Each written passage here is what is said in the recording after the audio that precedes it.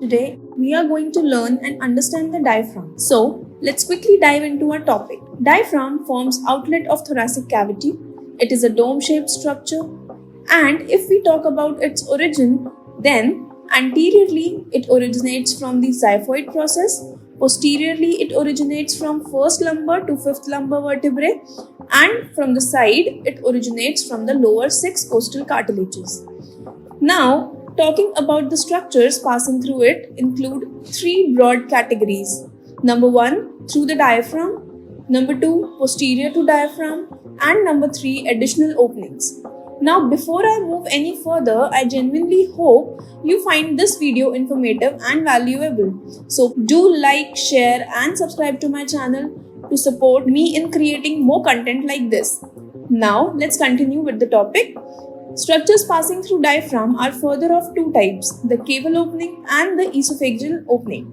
The caval opening is at the level of T8, while the esophageal opening is at the level of T10. Now, talking of the structures passing through the caval opening, they are number 1, inferior vena cava, number 2, the right phrenic nerve, and number 3, the lymphatics of liver. Structures passing through esophageal openings are the esophagus and both vagal trunks. Now, structures passing through posterior to diaphragm are via the aortic opening, that are number 1, aortic, number 2, thoracic duct, and number 3, azygous vein. Also, the aortic opening is at the level of T12. Now, the structures passing through additional openings include the sympathetic trunk, which passes posterior to the medial arcuate ligament.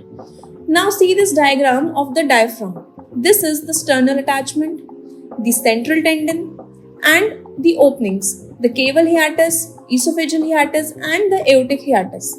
As I told you, caval hiatus is at the level of T8, esophageal at the level of T10, and aortic at the level of T12. Now, looking at the additional openings through which the sympathetic trunk passes, as I draw it here, these are the medial arcuate ligament and the lateral arcuate ligament on both the sides. As I told you that the sympathetic trunk passes posterior to medial arcuate ligament, so this is the medial and the lateral arcuate ligament. Moving further to the nerve supply of the diaphragm is through the one and only the phrenic nerve. This is all about diaphragm. Stay tuned for the next video and don't forget to like, share and subscribe to my channel, The Dental Doctrines. Thank you for watching.